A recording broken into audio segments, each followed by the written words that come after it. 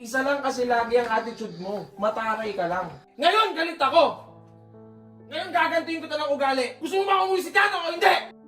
Napikon at hindi na nakapagpigil pa ang content creator at boyfriend ni Tony Fowler na si Tito Vince sa isa sa miyembro ng Toro family na si Payiga lang matapos na di umano'y muli itong mag-inarte sa latest episode ng kanilang reality show ngayong Sabado, April 13, 2024.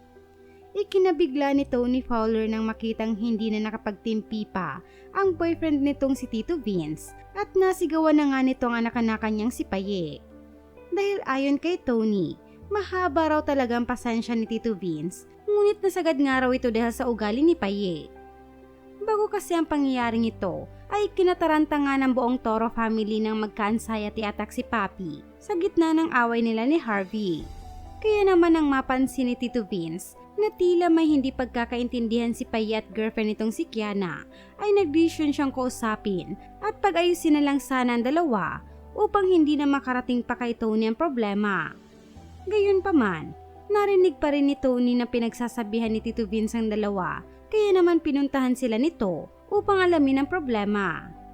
Ayon sa kwento ni Tyrone niya, tila raw nagtatampo si Paye kay Kiana sa paraan ng pananalita nito sa tuwing nagpapaalam ang girlfriend na uuwi muna sa kanila. Sinasabi raw kasi ni Paye na okay lang na umuwi muna sa kanila si Kiana, ngunit sa tingin at pakiramdam nila ay kabaliktaran ang gusto nito. Dahil nga dito ay napiko na si Tito Vince dahil sa ani ay kaartehan ni Paye. Sana raw ay direkta na lamang nitong sinasabi ang gusto niyang gawin ni Kiana upang hindi na umabot pa sa tampuhan at mas stress pa si Tony.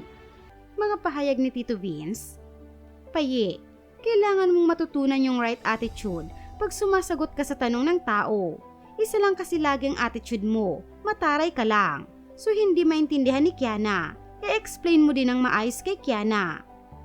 Ngunit dahil hindi pa siya natatapos magsalita ay nangangatwiran na si Paye, kaya naman nasigawan na niya ito.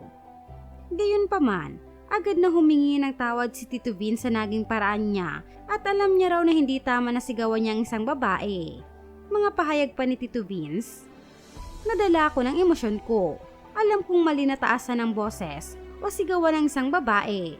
Pero guys, tao rin po ako, napapagod, napupuno, at may emosyon din. Talagang minsan sumasabog, nagpapakakuya, tatay o tito lang din naman ako para sa kanila. Sa ngayon ay naayos na at kalma ng lahat at sa dulo ay hindi rin umuwi si Kiana sa kanila at napatunayan nilang tama sila na iba ang gusto ni Paye sa sinasabi ng bibig niya.